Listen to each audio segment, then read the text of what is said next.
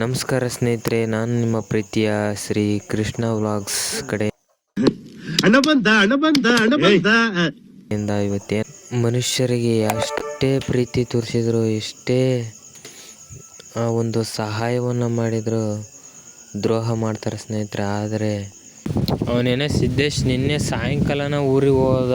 ಅವನು ಆಕಳ ಸಾಕಿದ್ದಾರೆ, ಅದ್ರ ಕರ ನೋಡ್ರಿ ಎಷ್ಟು ಚೈತಿ ಸಣ್ಣ ಸಳ್ಳ ಅಂತದ ಒಂದು ಕಬ್ಬಣ ತಗೊಂಡು ಒಂದು ಪಾಡ ಕಾಯಿಸಿ ಇಲ್ಲಿ ಹೊಡ್ತೀವಿ. ಇಲ್ಲಿ ಕಣ್ಣು ಹತ್ರ ನೋಡ್ರಿ. ಒಂಟಿ ಸ್ನೇಹಿತರೆ ಗಳ ತಗೊಂಡು ಟ್ಯಾಕ್ಟ್ರಾಗೆ ಒಂಟಿ ಅಂದರು. ನಮ್ಮದು ಭದ್ರಾ ಡ್ಯಾಮ್ ನಾಲೆಗೆ ಸಂಬಂಧಪಟ್ಟದ್ದು ನಮ್ಮ ಊರ ಕಡೆಗೆಲ್ಲ. ನೋಡ್ರಿ ನೋಡೋಣ, ಅದು ಇಲ್ಲೇ ನೋಡ್ರಿ. ಇಲ್ಲಿ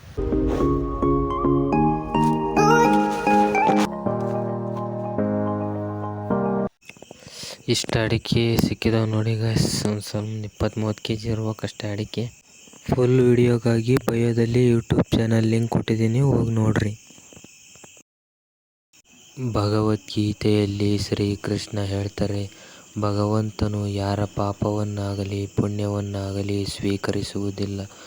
ದೇಹಸ್ಥ ಜೀವಿಗಳ ಜ್ಞಾನವು ಅಜ್ಞಾನದಿಂದ ಮುಚ್ಚಿರುವುದರಿಂದ ಅವರು ದಿಗ್ಭ್ರಮೆಗೊಳ್ಳುತ್ತಾರೆ.